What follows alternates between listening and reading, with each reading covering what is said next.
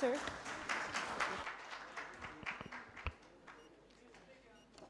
Bismillahirrahmanirrahim.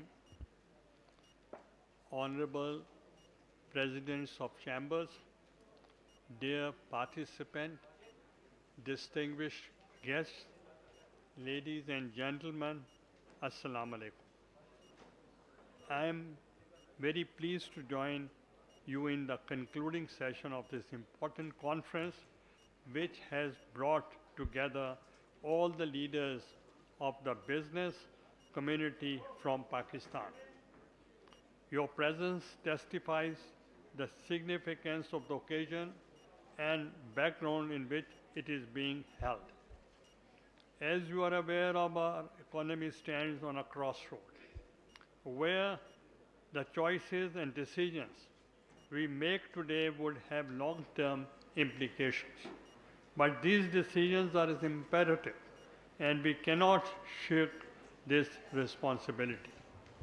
I am particularly pleased to note that the theme of the conference in reforming Pakistan's economy for inclusive growth, which is so apt for the cohesion.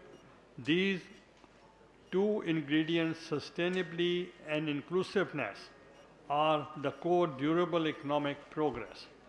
Before I outline my recommendations for economic progress and make it sustainable and inclusive growth strategy, it would be useful to briefly list the key challenges our economy is facing.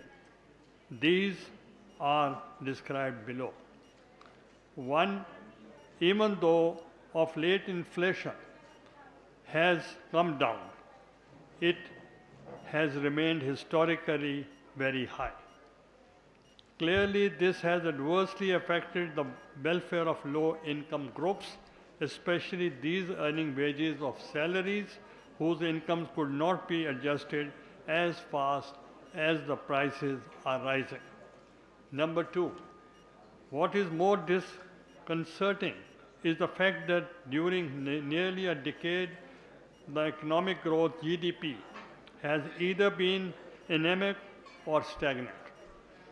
Taken together, these two features pose existential threats to our economy.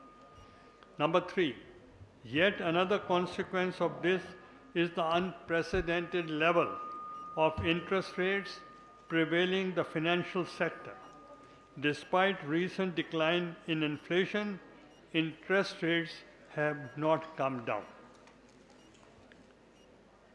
which is still as high as 20.5%. The business leader can well appreciate that such rates survival existing industries is at stake. What to talk about new investments? This would further retard growth as investments would not be forthcoming. Fourth, the ferocious government demands for borrowing is unaffected by rising interest rates, and therefore the commercial banks are left with little room to give credit to the private sector. Number five, for more than 5 years, fiscal deficit is in the range of 7 to 8%, which is again unprecedented and not sustainable. More resources consumed in the government sector, and that too for consumption purposes, the longer it would take to rehabilitate and revive the economy. Six, for the last 2 years, the external sector is nearly marginalized by massive restrictions on imports to conserve the precarious level of foreign reserves. Number seven, the exchange rate suffered massive devaluation in early 2022-23, but lately during this calendar, government has succeeded in bringing it to a stable level. 8, during the calendar year, the stock market has shown great deal of promise, building the hope of political stability and IMF program after the installation of new elected government. But as business leaders are aware, stock market's performance is not a test of strength of an economy. At best, it reflects a positive sentiment that needs to be further nurtured and strengthened. 9. We are also facing energy crisis as prices of power and gas is increasing at a fast pace, and one doesn't expect this situation to be corrected in the immediate future. 10.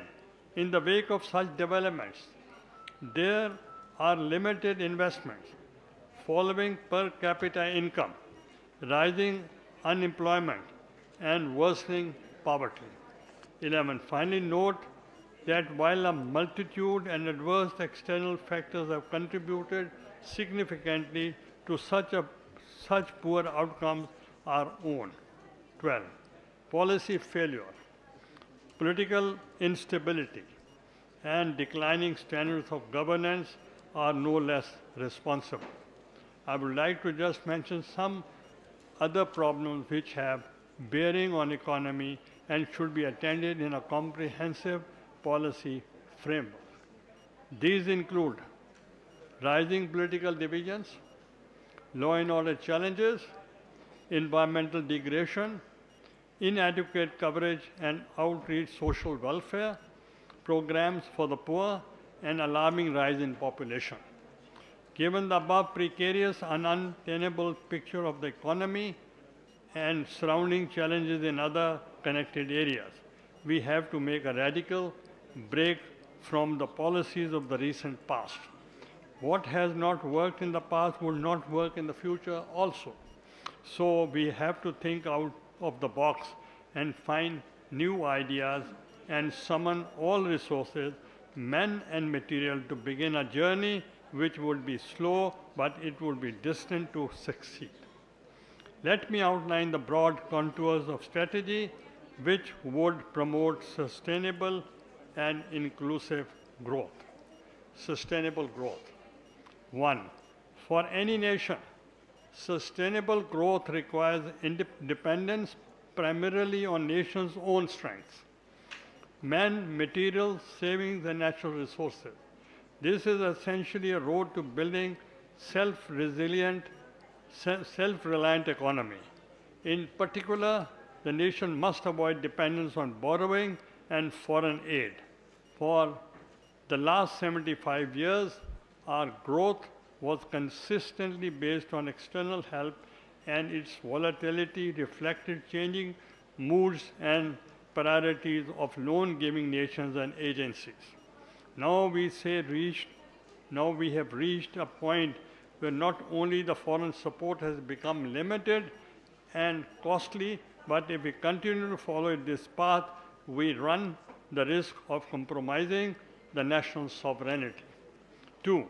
The recent economic survey has estimated that our investment to GDP ratio has fallen to 13%, which is the lowest in 5 decades.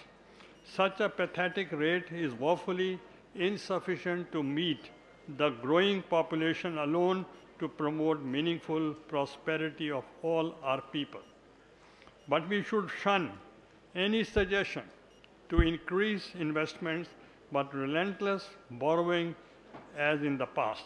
We must limit investments to our domestic resources, savings, barring foreign support for specific physical projects with well-established social and financial returns. 4. Another benchmark we must adhere to is to limit our imports to our exports earning and remittances from overseas Pakistanis. This would almost eliminate the balance of payments deficit, which is perennial malice that frequently forces us to seek assistance from IMF and other lending agencies. 5. The primary source of Pakistan is its people who are inherently smart and dexterous, but we have remained shy of investing in them. The more we invest in them, the larger would be social and financial returns for the country, especially because of untold opportunities of growth in the IT, and telecommunication sectors. Six, finally, it must be recognized that it is not the job of the government to do business. By definition, business belongs to private sector. The government is a huge burden on the economy through unending demand of borrowing, which distorts the financial banking sectors, as it raises interest rates and denies credit to business and industry. Government's job is only one, and that is to be an umpire, a regulator, enforce laws, ensure that there are no manipulation in independent working of the markets. Inclusive growth. Number 7, for too long we have told our people that once growth takes place, it would trickle down to the low income groups. This thinking has to be abandoned. Rather, we must ensure that all stakeholders should benefit from the growth from the very start. In fact, this would mean that all segments will get adequate space to contribute to growth. 8. To achieve inclusive growth, we have to enable small and medium-scale industry, cottage industry, women participation, all professional occupations, including entrepreneurship or youth, are differently abled citizens and members of minorities. As I said earlier, we have a large pool of human resources that only need skills and training to become productive members of the society. This is the role of the government, which it must undertake diligently and spiritedly. This then is the broad outline of the strategy and reforms agenda that would enable sustainable and inclusive growth. I once again thank you, Mr. President, for affording me this wonderful opportunity to share my views on this important theme of the conference, Pakistan Zindabad.